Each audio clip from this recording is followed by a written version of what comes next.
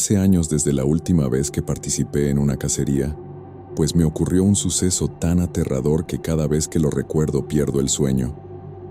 No intentaré convencer a nadie acerca de los sucesos extraños que me pasaron. El que me crea o no, realmente no me importa. Incluso las mismas personas que lo vivieron no quieren aceptarlo, aun cuando 2 personas desaparecieron, y ellos simplemente se limitan a negar la existencia de los desaparecidos. No sé si la finalidad de hacer esto sea para evitar problemas legales o emocionales. Realmente, como dije, poco me importa que me crean o no. Sin embargo, contaré la historia que viví en los bosques de Teúl, Zacatecas, donde 2 hombres desaparecieron y 3 fuimos testigos de un horror imposible de comprender. Como les contaba, un grupo de amigos solíamos juntarnos. Como nos gusta acampar y la aventura, preparamos un grupo de cacería, y como se pueden imaginar, este pasatiempo no es barato, por lo que solíamos salir solamente una vez cada 2 o 3 meses. Al principio lo hicimos en lugares cercanos. Somos de Guadalajara, así que nuestras primeras excursiones fueron rumbo a Teciutlán y Santa Lucía, lugares como Palo Alto, El Quemado o El Cimarrón, y algunas rancherías que, debido a amistades, nos abrían sus puertas. Pues, aunque no lo crean, para algunas personas que viven en el campo somos un alivio, pues disminuimos la población de jabalíes. Además, mantenemos alejados a otros animales salvajes que arruinan sus huertas y asesinan el ganado. Aparte, siempre repartíamos carne entre las personas de las rancherías, las cuales, agradecidas, siempre compartían lo suyo con nosotros, y aunque era agradable, pronto quisimos visitar lugares más lejanos, lugares que tuvieran venados. Con el tiempo, por medio de un familiar de un amigo, nos enteramos de que un familiar suyo estaba dispuesto a prestarnos un rancho cerca de Teúl, Zacatecas, donde, según nos dijeron, la población de venados era alta. De hecho, el rancho que nos abría las puertas estaba abandonado, lo cual hizo que toda la zona en sus alrededores fuera invadida por animales salvajes, jabalíes en su mayoría. Esto último nos daba un poco de miedo, pues los jabalíes son muy territoriales y en más de una ocasión nos habíamos enfrentado a ellos saliendo heridos. Además, no queríamos causar una masacre, pues si algo bueno tenían nuestras cacerías era que nunca desperdiciábamos la carne. Aparte, aún no sabíamos el número exacto de animales salvajes. Hasta ese entonces jamás nos habíamos encontrado un puma o león de montaña. Créanme que aún en un campamento bien armado, el sonido de los pumas en las noches es algo que aterra bastante, ya que una cosa es disparar a una presa y otra muy diferente es disparar a un animal que te considera su presa. Pero ya verán que hay cosas más aterradoras que un felino salvaje.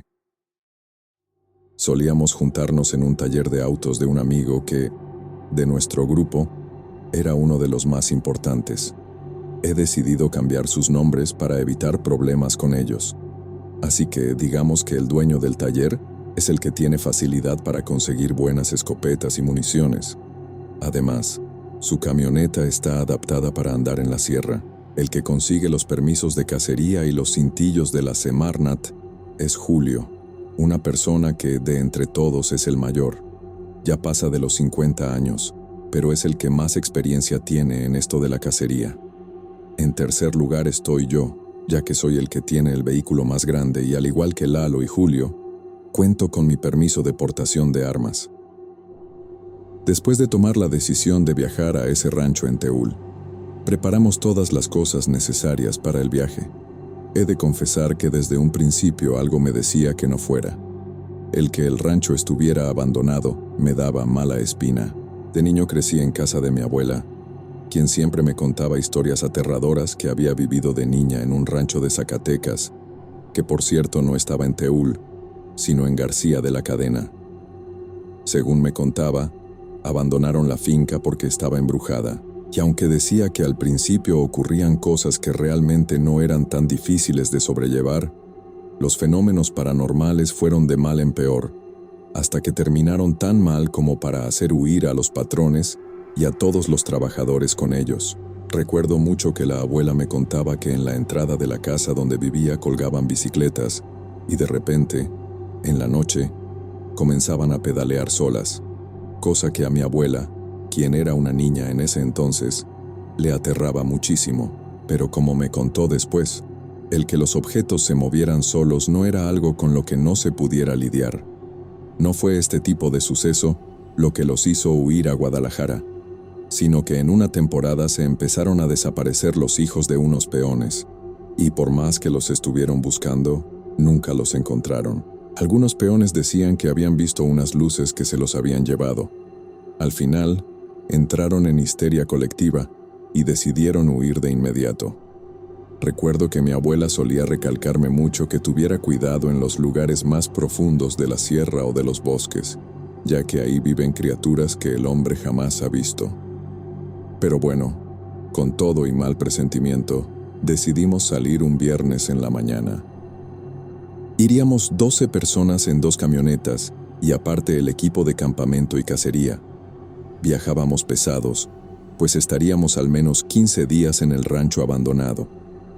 Conducimos lento, tardamos 3 horas en llegar al centro del pueblo y 1:30 más en adentrarnos en el bosque hasta llegar al rancho. 1:30 conduciendo en brecha es un poco agotador, pero si eres como yo y amas los paisajes, sabes qué tan agradable puede ser conducir por aquellos lugares desolados, lugares donde raramente miras un vehículo pasar. Después de un largo tramo llegamos hasta la ubicación. Apenas me bajé de la camioneta, noté que la naturaleza ya había comenzado a reclamar lo suyo, pues para abrir la valla de entrada al rancho, tuvimos que tumbar mucha maleza, acción que nos demoró un rato. Una vez que pudimos ingresar los vehículos, nos dispusimos a buscar cuál sería el mejor lugar para levantar el campamento. Según nos comentó Héctor, a quien le habían prestado el lugar, le habían pedido no entrar a la finca principal, cosa que quisimos respetar, pese a que la finca estaba totalmente deteriorada, a tal punto que realmente nada detendría la entrada de algún animal salvaje o persona.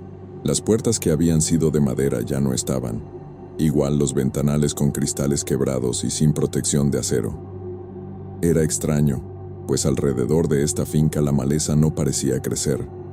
Todo estaba árido y seco. Desentonaba bastante con sus alrededores, donde la naturaleza ya había ganado la batalla por el dominio del terreno.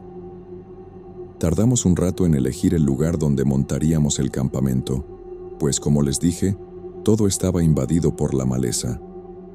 Dimos vueltas un rato al perímetro del rancho hasta que nos decidimos por una zona que estaba más despejada. Era lo que parecía ser una terraza frente a una vieja alberca llena de hierbas. Nos pusimos a limpiar la maleza con machetes. Una vez que despejamos el terreno, nos dividimos en 2 grupos.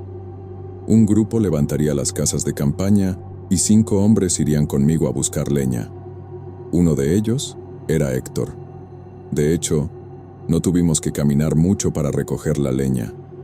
Yo caminaba armado, pero aún así tenía miedo de que en el camino nos encontráramos en el territorio de jabalíes, pues como les dije, suelen ser muy territoriales y dudo mucho que una sola escopeta eliminara a todo un grupo. Por suerte, mi temor no se cumplió.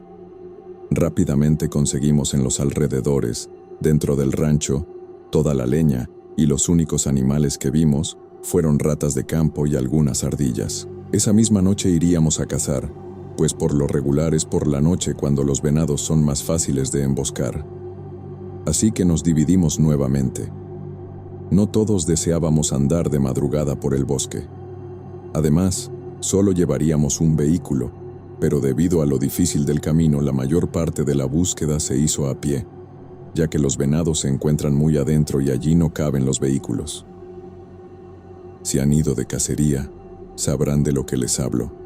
Caminata constante en la madrugada por la oscuridad, solo iluminados por unas cuantas linternas y, si tienes suerte, por la luz de la luna.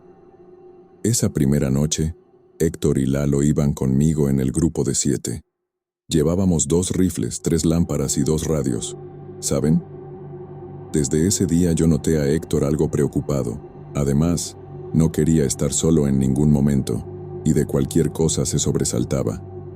Yo sabía que él se drogaba como algunos del grupo, pero yo ya lo había visto actuar bajo los influjos de las drogas, y su comportamiento no solía ser así.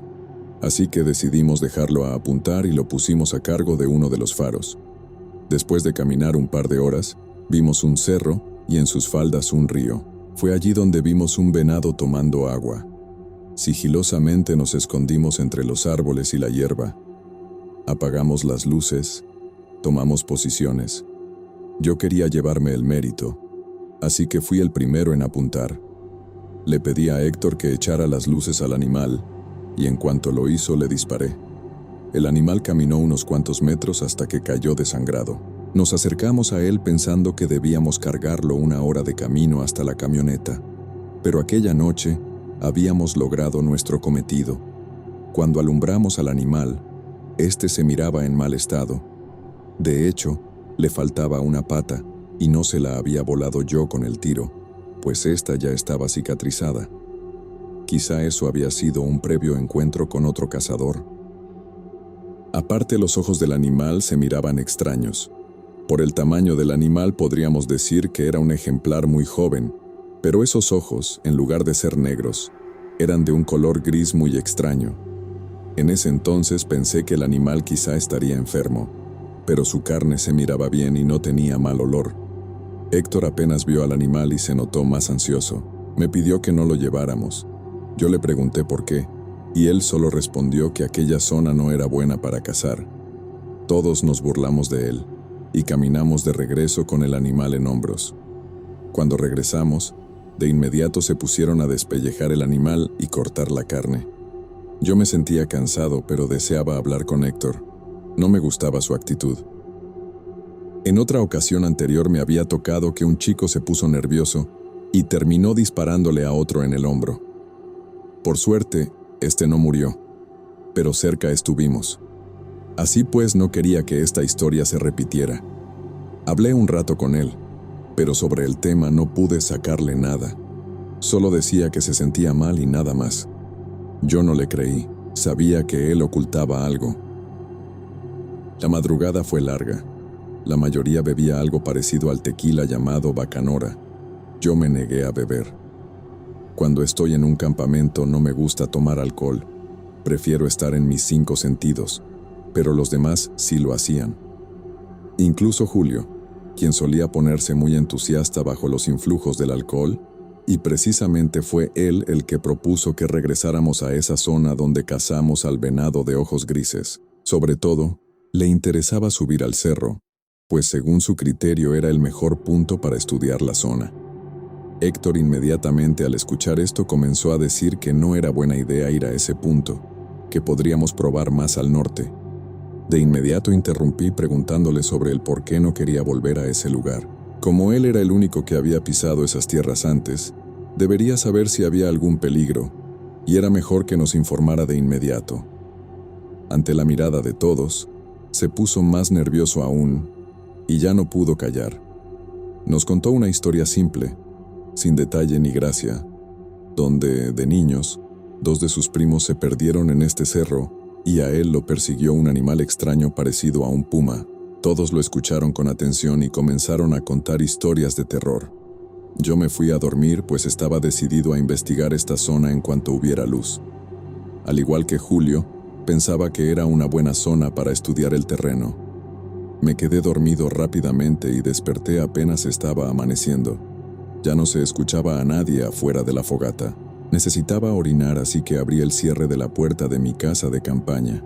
Sentí mucho frío, tanto que no pude evitar empezar a temblar.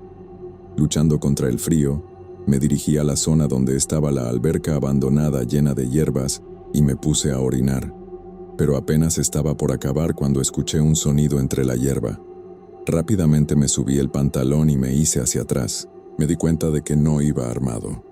Si algún animal salvaje quisiera atacarme, no tendría oportunidad de salvarme. Mi única reacción fue no hacer ruido, agacharme y caminar lentamente hacia atrás. Pero el sonido de la hierba avanzaba hacia mí, y justo cuando quise correr, un animal brincó hacia mí tumbándome de espaldas. Sentí todo el hedor de su boca en mi cara. Cerré los ojos. Creí que ese sería mi final, pero detrás de mí, donde estaba el campamento, Un par de chicos se habían levantado a vomitar y esto asustó a la bestia que me atacaba. De inmediato se puso a correr. Rápidamente me levanté y pude ver su silueta a lo lejos. Esta caminaba en dos patas y era algo parecido a un gorila, pero más grande. No recuerdo mucho su forma. Todo estaba oscuro a esa hora. Además me sentía muy asustado. Solo recuerdo eso, la silueta de un simio gigante. Cuando les conté lo ocurrido a los demás chicos del grupo, se burlaron de mí. Me dijeron que si le había pedido un poco de coca a Héctor. Yo me puse serio, pero organicé una búsqueda en el perímetro. De haber alucinado o no, un animal salvaje estaba rondando nuestro campamento y era de suma importancia mantenerlo a salvo. Justo cuando estábamos a punto de partir, Lalo nos interrumpió para decirnos que la carne del venado había desaparecido. Fuimos a ver, y las hieleras estaban tiradas en el piso y sin una pieza de carne, solo un rastro de sangre que indicaba que la carne había sido arrastrada hacia la alberca. Ahora todos me creían. Un animal salvaje había atacado en la noche en nuestro campamento.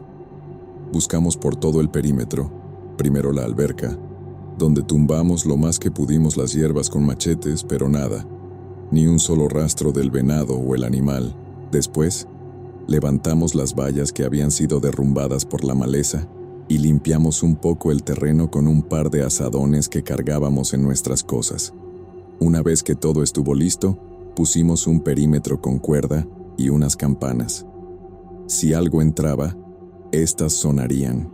Revisamos también todos los edificios alrededor de la finca principal, antiguas caballerizas, casas y hasta algunos baños. Solo nos encontramos con ratas de campo. Al final, solo faltaba entrar a la finca, lo cual nos lo habían prohibido. No importaba. Solo entraríamos unos minutos y no nos quedaríamos allí. A fin de cuentas, el dueño no se enteraría. Entramos por la puerta principal, ya que la madera de la puerta se había podrido y fue fácil entrar. Solo Julio y yo íbamos armados con rifles. Caminamos sigilosos, pues no sabíamos si adentro había algo. Yo sentía cierta sensación rara. Era muy drástico el cambio de clima dentro de la casa. Afuera hacía muchísimo frío, y dentro hacía un calor insoportable. Aún así, casi todas las paredes estaban cubiertas por un extraño musgo y hongos que jamás había visto. Revisamos cada habitación en la planta baja. Incluso entramos a lo que en mejores tiempos había funcionado como cocina, la cual contaba con horno de leña, pero no encontramos nada, ni siquiera un ratón o paloma. Luego nos dirigimos a las escaleras de arriba. Lo hicimos sin cuidado, pero cuando el primer hombre subió, justo en el quinto peldaño, la madera se rompió y el hombre cayó. Le sacamos de debajo de las escaleras.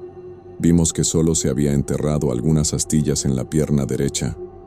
Aún así, decidimos que regresara al campamento para que le revisaran a fondo. Por suerte, uno del grupo trabajaba como paramédico y él podría curarle las heridas por muy pequeñas que fueran. También nosotros regresamos al campamento.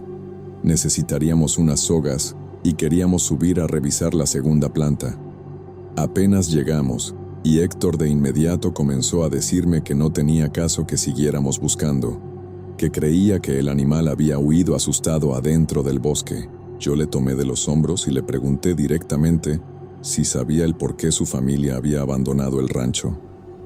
A lo que él solo me contestó que simplemente perdieron el interés, que al final no sembraban nada y solo la usaban como casa de campo, pero que su familia perdió todo interés en ir a ese lugar. Obviamente, no le creí. Mi mente comenzaba a armar una historia, la cual trataba de una zona invadida por animales salvajes, los cuales mataron a 2 de sus primos. Decidí decírselo directamente, pero su respuesta solo fue: «No sabes nada de lo que pasó aquí». No quise interrogarlo más. Era obvio que mis especulaciones le incomodaban. Regresamos a la casa. Con ayuda de 2 hombres trepé hasta la segunda planta. Luego busqué un punto donde pudiera amarrar la soga. Me fue un poco difícil, pues todo el barandal de la escalera era de madera y estaba podrida. Así que estuve un rato de pie buscando un punto, y fue justo sobre mi cabeza que lo encontré. Era un pedazo de viga descubierta. Amarré la cuerda y todos subieron uno a uno. La planta alta contaba con más habitaciones que la planta baja. Todo estaba en completo silencio dentro de la casa. Pese a que todas las puertas y ventanas estaban rotas, el sonido se aislaba. Revisamos todas las habitaciones, no solo en busca de un animal, sino también en busca de pistas que delataran su presencia. Pero no, ni siquiera el olor a orina o restos de heces, nada. Solo muebles de madera podrida y camas tendidas con sábanas cubiertas del mismo musgo de las paredes. Pero de animales, nada, ni siquiera un ratón. Una vez que revisamos el lugar, regresamos al campamento. Después de comer, le pedí a Julio y a otros 2 muchachos que me acompañaran al lugar donde habíamos cazado al venado. Quería trazar un pequeño mapa de esa área, así como preparar otro campamento más pequeño ahí arriba, ya que tarde o temprano los animales tenían que bajar a beber agua al río, y desde allí arriba era más fácil apuntarles. Así lo hicimos. Tomamos 2 casas de campaña, las armas y bastante munición, un par de machetes y nos pusimos en marcha. Recordaba bien el camino, una media hora en camioneta y otro rato a pie. Dejamos estacionada la camioneta en una arboleda donde ya no podían entrar vehículos. Caminamos un rato y llegamos al cerro. Después nos pusimos a buscar un camino o una brecha, cosa que no resultó tan difícil, pues apenas cruzamos el río y notamos que se abría una brecha por el lado derecho del cerro, así que nos adentramos de inmediato. Justo cuando íbamos a medio camino, a lo lejos vimos un par de jabalíes. Rápido, Julio y yo apuntamos con los rifles, vimos bien la mirilla y tumbamos a uno de un tiro limpio en la cabeza. Al otro solo le pasó rozando una pierna. Este empezó a correr y a chillar, pero lo perdimos de vista. Nos acercamos a ver el cadáver. Estaba muy gordo. Les indicamos a los 2 muchachos que nos acompañaban que regresaran con el animal al campamento. En lo que nosotros buscábamos al otro animal, no iría lejos antes de desangrarse. Julio y yo seguimos avanzando con rifle en mano. A lo lejos vimos un lodazal. Pensé lo peor y así fue. Apenas unos segundos cerca del lodazal, ya teníamos al menos una docena de cerdos salvajes lanzándose contra nosotros. Corrimos cuesta abajo, y casi por instinto nos subimos a unos cedros enormes. Si nos hubiéramos tardado un poco más de tiempo en treparlos, nos hubieran lastimado con sus colmillos y quizá no estaría contando esta historia. Julio y yo contábamos con suficiente parque para matar al menos a la mitad de los cerdos. Pero cuando te encuentras en una situación así, no piensas con claridad. Por lo que solo matamos lo que nos permitió la carga que traíamos en los bolsillos. Pero esto no asustó a los demás jabalíes que continuaban agresivos debajo de nosotros. Realmente, no sé por qué no se me ocurrió sacar el parque de mi mochila. Además, en ese momento me di cuenta de que los 2 chicos se habían llevado el radio. Me maldije. Estuvimos mucho tiempo sobre los árboles. Julio y yo nos preguntábamos qué haríamos, porque cuando oscureciera sería más difícil bajar y no sabíamos si todavía rondaban más cerdos. Recuerdo que Julio me gritó que sacara el demás parque de la mochila, cosa que hice de inmediato, pero debido a la posición en la que estaba y al tamaño de la mochila, estúpidamente se me cayó. Escuché a Julio maldecir. Los cerdos corrieron debajo del árbol y regaron todas las balas. La desesperación me invadía. Casi estuve a punto de brincar y enfrentar a los cerdos a machetazos. Justo me estaba convenciendo de hacerlo cuando vi a los jabalíes olfatear en dirección contraria a nosotros. Estos comenzaron a chillar y a correr hacia la parte más baja del cerro. Era como si algo invisible les hubiera asustado. Aprovechamos la oportunidad y bajamos de los árboles. Intenté recuperar todas las balas, pero al menos hubo 12 que no logré encontrar. Julio pidió que siguiéramos cerro arriba, pues si volvíamos por la misma brecha, nos encontraríamos de nuevo a los jabalíes y, según él, una vez saliendo de su territorio, dejarían de seguirnos. Mientras más nos acercábamos a la punta del cerro, que más bien parecía una meseta, pues a lo lejos se veía plano en su punta, era un terreno más seco y árido, De hecho, la tierra se veía como quemada y entre más subías, menos vida encontrabas. Julio y yo pensamos que era un buen punto a favor. No habría mucho que limpiar para poder montar el campamento. Cuando llegamos a la cumbre, encontramos algo sorprendente, algo que hoy en día Julio y los demás niegan haber visto. Era un círculo de piedras talladas con extraños símbolos de un posible origen prehispánico. Una de estas piedras al menos tenía 1,5 metros de altura, y más allá la entrada a una cueva. Julio y yo solo la revisamos superficialmente. Yo imaginé de inmediato que quizás los primos de Héctor se cayeron dentro y nadie los rescató. Fue por eso que abandonaron el rancho, pero estaba equivocado. Regresamos al rancho. De camino rodeamos el lugar donde habíamos visto a los jabalíes, pero justo al llegar al río los volvimos a encontrar, pero esta vez, muertos. Eran al menos unos 15 cadáveres. Nos acercamos a ellos pensando que quizás los muchachos del campamento se habían encontrado con ellos y les dispararon, pero examinándolos, no mostraban heridas de bala. De hecho, todos estaban abiertos con las vísceras de fuera dentro del canal, como si los hubieran rajado uno a uno con una navaja. Julio y yo nos preguntamos acerca de qué habría ocurrido. Descartamos que fueran los muchachos. Ellos bien sabían que hay que retirar con mucho cuidado las vísceras, pues la hiel se riega rápido y echa a perder la carne. Además, un grupo tan grande no sería fácil de abatir, y aún menos con navajas. Miramos cada uno de los cerdos de nuevo por todos lados, y después decidimos amontonar los cadáveres lejos del río, cerca de la maleza, para que algún animal carroñero terminara por desaparecerlos. Pero esto sería un problema, pues seguramente el hedor atraería a los pumas o leones de montaña. Al final, Julio y yo propusimos dar armas a otros 2 y traer un grupo más numeroso del que ya teníamos contemplado. Cuando llegamos, nos encontramos con que ya habían despellejado y destazado el jabalí. De hecho, ya lo estaban preparando para asarlo a las brasas.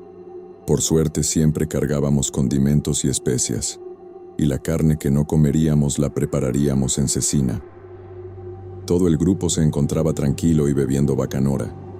Escucharon con atención nuestra aventura con los jabalíes. Cómo escuchamos algo que nos hizo huir, cómo encontramos la punta del cerro y que todo estaba plano.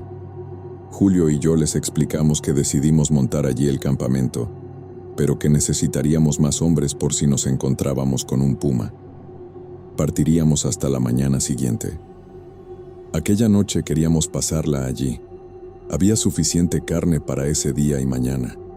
Además, todos estaban contentos menos Héctor, quien se me acercó y me dijo que él no iría al cerro. Yo le volví a contar lo que pasaba. Le dije que quizás sus primos cayeron por la cueva que está en la punta del cerro. A lo que él, con una sonrisa nerviosa, me preguntó si había entrado allí. Yo le dije que no, que solo me había asomado, pero que probablemente estaba muy profunda. Héctor se burló de mí y me dijo: «Esa cueva no tiene profundidad». Yo no le hice mucho caso. La verdad, comenzaba a desagradarme un poco ese tipo. Me molestaba que no me hablara claro de cómo desaparecieron sus primos y no quería presionarlo hasta que me lo dijera. Así que formé un plan. Lo llevaría mañana con el grupo, aunque no quisiera. Una vez en el cerro le obligaría a contarme la verdad. Aquella noche yo me fui a dormir temprano, pero los demás, excepto Lalo, bebieron bacanora hasta vomitar. Yo les había dicho a los demás que en cuanto se fueran a dormir montaría guardia, pues aún no había quedado resuelto el incidente con el animal que me atacó, quien pensábamos se había robado la carne de venado. Todos creían que había sido un puma, pero recuerdo que esa silueta y los sonidos que producía no eran de un felino. Era más parecido a los de un simio grande, lo cual era casi imposible que existiera en aquella zona. Aunque todo era posible, en ese entonces imaginaba que quizá algún rancho cercano pudiera alojar animales exóticos y, bueno, se le pudo haber escapado uno. Llegó mi turno de vigilar. Habíamos acondicionado previamente un pequeño edificio que en otro tiempo había funcionado como baño y cambiador, pero desde el techo la vista era muy buena. Me senté en la silla con un rifle a mi lado y un cigarro en mis labios. Siempre llevaba un termo de casi 1 L de café. Aquella noche no había luna. Por lo regular, los animales salen más por las noches así. Por alguna extraña razón estos no salen con la luna llena. Cuando me había bebido la mitad del termo, escuché las campanas que pusimos en el perímetro. Rápidamente levanté el rifle y vigilé el punto donde se escuchaba la campana. No miré nada, pero sí se movía la campana. Bajé el rifle y saqué unos binoculares con vista nocturna. Fue entonces cuando lo vi. Era esa misma silueta que me brincó encima la mañana anterior. Tomé el rifle y le apunté. No lograba verlo bien, pero su silueta era casi humana de no ser por el largo de sus brazos que le daban un aspecto simiesco. Sin pensarlo dos veces, apreté el gatillo y le di en un hombro. Soltó un sonido aterrador. Este sonó muy fuerte, lo que hizo que más de un compañero se despertara. «¡Vengan a ver!», les grité y volví a disparar. El animal gritó una vez más y corrió hacia el bosque. Los demás salieron de sus casas de campaña y encendieron las lámparas para ver de qué animal se trataba, pero ninguno logró ver más allá de su espalda, pues corría de una manera extraña, erguido pero torpe. Intenté disparar una vez más, pero lo perdí de vista. Los demás salieron armados y con lámparas tras de él, pero nadie logró darle alcance. Al final, todos regresaron preguntando, ¿qué era eso? Otros afirmaban que era un gorila, pero yo, que fui el que mejor lo vio, les dije que los gorilas no tenían ese tamaño. Pero fuera lo que fuera, medía más de 2 metros y no tenía pelo. Todos intentamos seguir el rastro de sangre, pero este desaparecía después de un par de kilómetros. Nos dimos cuenta de que tomaba camino hacia el cerro donde habíamos levantado las bases del segundo campamento. Decidimos regresar. Parecía paranoico, pero inmediatamente le pregunté a Héctor si sabía algo acerca de lo que estaba ocurriendo. Él no me quiso contestar, solo lloraba y decía que no sabía, además de afirmar que él era muy niño cuando estuvo en ese lugar. No le creía. No era normal que se pusiera así de histérico, pero ante la presión de los demás, decidí dejarlo en paz. Como no lograríamos dormir, decidimos partir una vez más en busca del segundo campamento. 7 hombres subiríamos en camioneta. Con suerte, la bestia se habría desangrado y la encontraríamos de camino al campamento en el cerro. Pero en todo el tramo que estuvimos en la camioneta no vimos señas. Bajamos de la camioneta para seguir a pie. Luego seguimos hasta el río. Suena sencillo, pero realmente es 1 hora de camino hasta llegar al río y aún estaba oscuro. Íbamos iluminando el paso, el cual comenzaba a marcarse después de las anteriores incursiones. Cruzamos el río. Luego pedí que iluminaran el lugar donde Julio y yo habíamos amontonado a los jabalíes, pero estos ya no estaban. Solo había un par de cabezas y huesos. Supuse que habían sido devorados por coyotes, pumas o hasta buitres. Seguimos caminando, no sin antes contarles a Lalo o a Héctor, quien venía quejándose, y a los demás, que Julio y yo habíamos amontonado allí los cadáveres de los jabalíes que encontramos muertos. Lalo nos dijo a todos que tuviéramos cuidado, pues era muy probable que nos encontráramos a un gatote. Nadie lo tomó a broma y seguimos caminando. Cuando llegamos al punto donde Julio y yo habíamos levantado una casa de campaña, todos quedaron sorprendidos por las rocas con símbolos, menos Héctor, quien permanecía de espaldas y se mordía los labios. No dudaba ni un poco que estuviera súper drogado. Uno de los chicos que nos acompañaban era estudiante de antropología en la UDG y fue el que quedó más maravillado aún. Nos contó que existía muy poca información de las tribus que habitaron aquellas zonas, pero que por lo regular, lugares así solían ser usados como observatorios o como lugares de cultos a dioses antiguos. Apenas escuchó Héctor el discurso, cuando se giró bruscamente y nos pidió que nos fuéramos. Intentamos calmarlo, pero lo único que logramos fue alterarlo más. «No se acerquen a la cueva», nos gritaba. Lalo se enojó y le advirtió que si no se calmaba, lo dejarían volver solo al campamento. Al final se tranquilizó un poco y se quedó sentado en una enorme piedra fumando un cigarrillo. Los demás levantamos las casas de campaña. Una vez hecho esto, la curiosidad de ver dentro de la cueva nos ganó. Así que tomamos las lámparas, un par de rifles y nos pusimos a mirar. Tal como dijo Héctor, la cueva no tenía profundidad. De hecho, era muy angosta, pero ante nuestra sorpresa, encontramos unos grabados en las paredes, pinturas antiguas a las que no les encontramos forma a primera mano. Hasta que nuestro compañero estudiante de antropología encontró un patrón en los dibujos. La pintura mostraba las piedras que estaban en la entrada de la cueva y lo que parecían indígenas a su alrededor, adorando a una especie de dios antiguo. Este se encontraba justo en medio del círculo de piedra. Él nos confirmó que quizá aquel cerro habría servido como un tipo de centro de culto o algo así. Decidimos entrar para ver bien y justo acabábamos de entrar cuando todos escuchamos a Héctor gritar. El primero en salir de la cueva fui yo con el rifle en mano, y lo único que alcancé a ver fue que algo arrastraba cerro abajo a Héctor, quien gritaba. Les dije que no se acercaran a este cerro. Corrí para intentar ver qué lo arrastraba, pero justo cuando estuve a punto de alcanzarlo, otro grito sonó detrás de mí. Escuché un par de tiros y en lo que giré la cabeza, Héctor estaba demasiado lejos como para alcanzarlo. Apunté con el rifle y vi la misma silueta a la que había disparado antes. Intenté dispararle, pero era difícil hacerlo sin darle a Héctor también. En eso escuché a Lalo gritarme por ayuda, así que regresé corriendo hasta el círculo de piedras. A mi lado pasaron corriendo los demás chicos del grupo, incluso el estudiante de antropología. Al llegar a la cueva, solo me encontré a Lalo apuntando con su rifle al techo de la cueva. No hay nada que podamos hacer, me dijo, y corrimos dejando todas las cosas atrás. Cuando llegamos a la camioneta le pregunté sobre lo que había pasado. Él solo me dijo que en el techo apareció esa criatura a la que le disparé. Tomó al chico por la cabeza y desapareció al fondo de la cueva. Yo le pregunté que cómo era eso posible. Me respondió que no sabía, pero que un chico al escuchar los gritos de Héctor comenzó a sangrar de la nariz.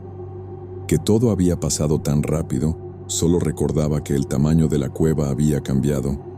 Y cuando menos lo esperaban, la criatura ya estaba sobre el chico que le sangraba la nariz. Yo le dije que debíamos calmarnos, ya que por lo vivido podríamos ver cosas que no eran, pero que lo mejor sería resguardarnos en el campamento y en la mañana organizar una búsqueda. Lalo me miró y me dijo que yo podía hacer lo que quisiera, pero que él y los chicos se irían inmediatamente. No volvió a dirigirme la palabra durante todo el camino de regreso, ni siquiera cuando después de 20 minutos de conducir, nos encontramos a los chicos que habían huido. Les indiqué que subieran, se veían asustados, pero no quise hablarles del tema. En verdad, no deseaba irme. Estaba obsesionado con las extrañas criaturas de la cueva y aún tenía la esperanza de encontrar a los desaparecidos vivos o muertos. No le ayudé a recoger el campamento. Si me quedaba, lo haría a la intemperie, pues mi casa de campaña quedó en el segundo campamento.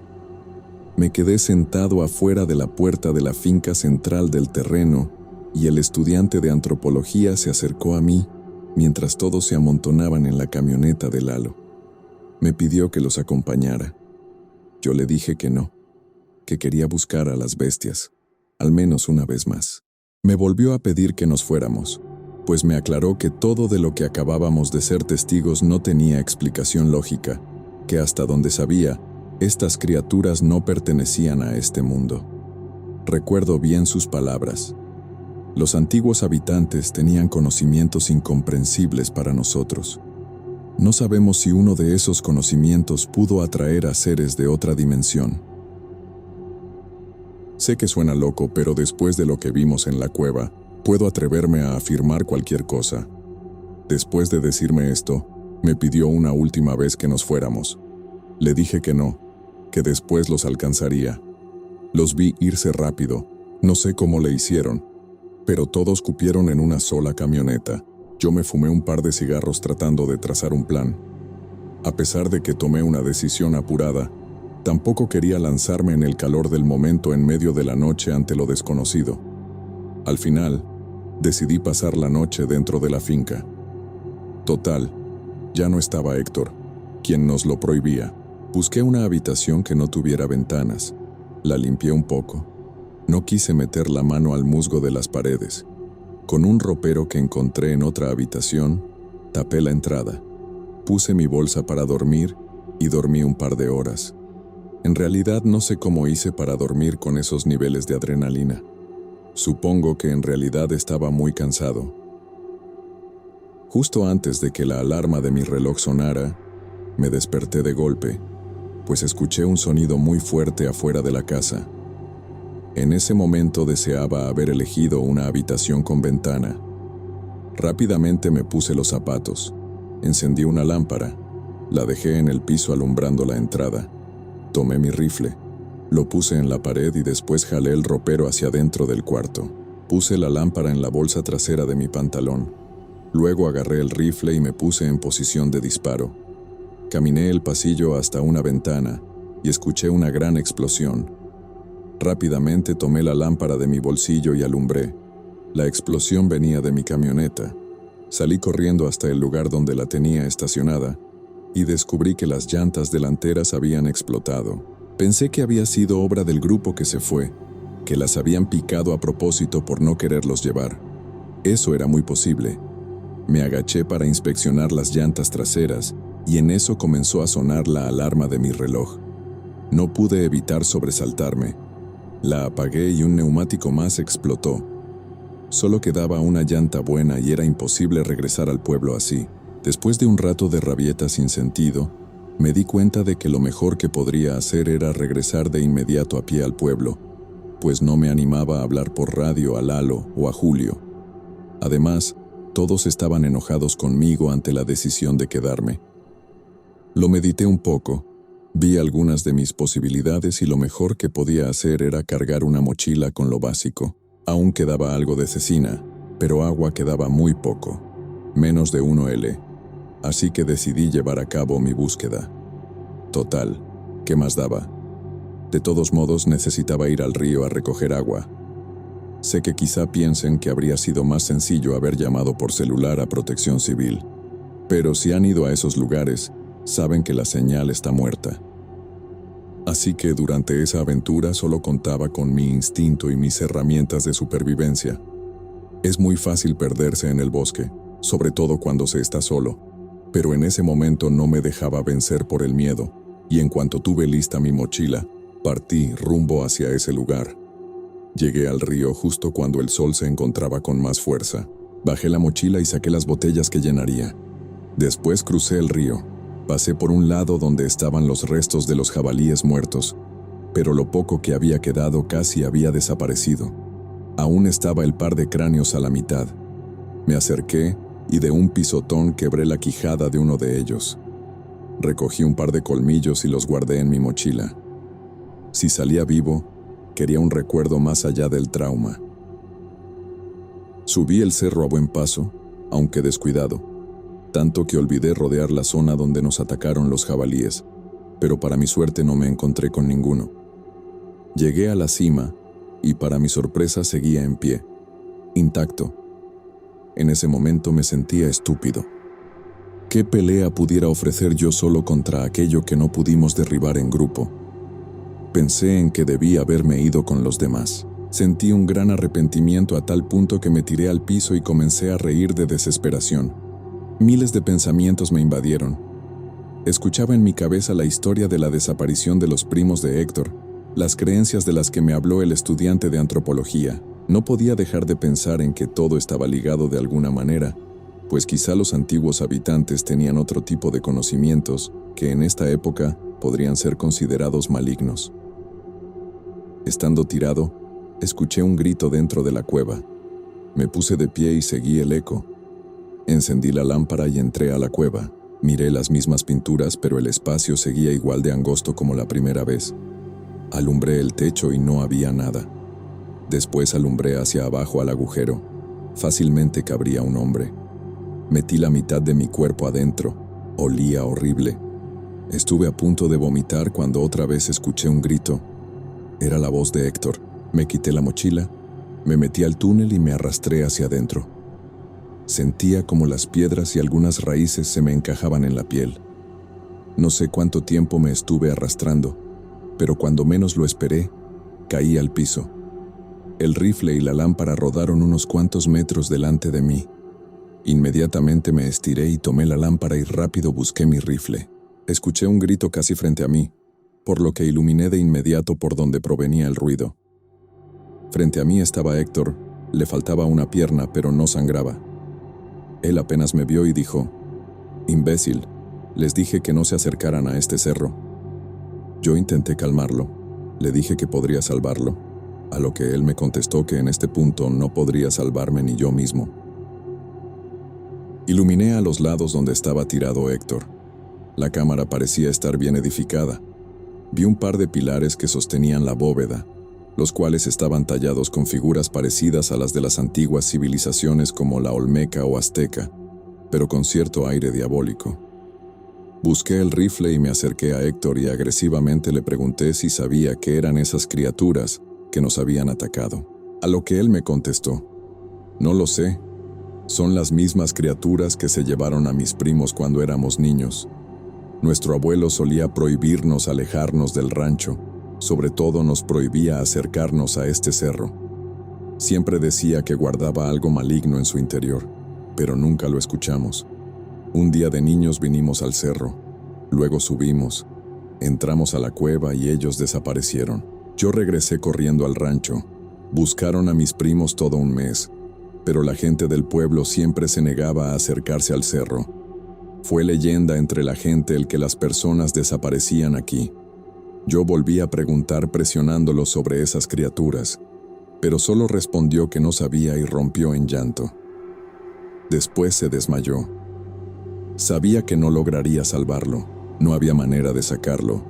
Además no sabía cuánta sangre había perdido, probablemente hubiera muerto antes de cruzar el río. Ahora, el problema era encontrar la manera de que yo saliera de este lugar, pues el túnel por el que caí estaba como 2 metros por encima de mí. Así que intenté buscar alguna piedra o algo en que subirme para poder alcanzar el agujero. Comencé a iluminar por todo el piso de la sala, la cual era muy amplia. Conforme pasaba la luz, vi cráneos partidos. Comencé a sentirme desesperado. Fueran lo que fueran esas criaturas, regresarían tarde o temprano.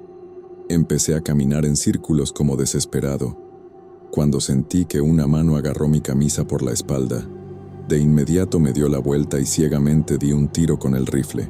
Escuché un gruñido. Tomé la lámpara y vi que era una de esas cosas. No me quedé a ver cómo eran de cerca. Recargué el rifle y le volví a disparar. Escuché un grito más fuerte. También escuché cómo corría internándose más en la cueva. Yo caminé hacia atrás sin dejar de apuntar. En un paso hacia atrás en mi bota sentí el piso más blando. No alcancé a regresar el pie cuando volví a caer. Creo que me desmayé. Cuando desperté, me encontraba tirado en un matorral junto al río. Tardé algunos minutos en recuperarme. Afortunadamente, no tenía más que unos raspones. Me senté tratando de recordar lo que había ocurrido. Luego localicé el rifle y la lámpara. Me puse de pie, tomé el rifle, pero la lámpara no porque estaba hecha añicos. No entendía cómo al haber caído desde arriba seguía vivo, pero la respuesta apareció ante mis ojos. Un matorral escondía otro agujero. No quise asomarme, pero deduje que detrás habría otro túnel como el que me llevó a la cámara debajo de la cueva. Regresé sobre mis pasos y puse marcha de nuevo al rancho, pues ya estaba oscureciendo y no tenía el más mínimo deseo de seguir en aquel maldito lugar. Pasé la noche dentro de mi camioneta con un frío terrible, y aunque estaba asustado, nada más ocurrió esa noche. A la mañana siguiente tomé camino por toda la brecha que llevaba hasta el camino que conducía al pueblo. Afortunadamente, siempre guardo una lámpara de emergencia en la guantera. No sé por cuánto tiempo estuve caminando, pero la oscuridad llevaba ya un par de horas siguiéndome. No quería pensar en nada, solo caminaba con la cabeza baja, hasta que de repente unos faros me aventaron las luces altas. El vehículo se detuvo. El conductor era un señor de más de 70 años que muy amablemente me ofreció llevarme hasta el pueblo. Intentó interrogarme un poco, pero me limité a mentir. Le dije que estábamos acampando y me perdí. Él me comentó que no me recomendaba acampar por esa zona, pues cerca del río hay un cerro donde muchas personas han desaparecido. Yo fingí no saber nada, y solo lo escuché todo el camino. El señor amablemente me permitió usar su teléfono. Le hablé a una de mis hermanas y conseguí que me enviara dinero por medio de un Oxxo. Inmediatamente pagué un transporte a Jalisco. Hace ya un tiempo de todo lo que me ocurrió en Zacatecas, jamás hice nada por recuperar mi camioneta, y las pocas veces que he ido a visitar a Lalo a su taller, me encuentro siempre la misma respuesta. Nada ocurrió. Héctor no existe. Lo mismo sobre el otro chico que desapareció. Es el mismo argumento que me ofrecen todos los demás, incluso Julio, quien sigue organizando cacerías. Créanme que me ha costado mucho asimilar todo lo que me pasó, y más me costó ir a hablar con los demás. Hasta ahora no les he querido volver a visitar, siento algo de rencor hacia ellos.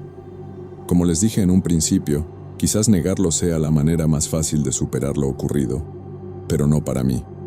En fin, creo que esas criaturas se comieron a Héctor y al otro. También creo que aún esa maldad sigue allí dentro del cerro. ¿Quién sabe?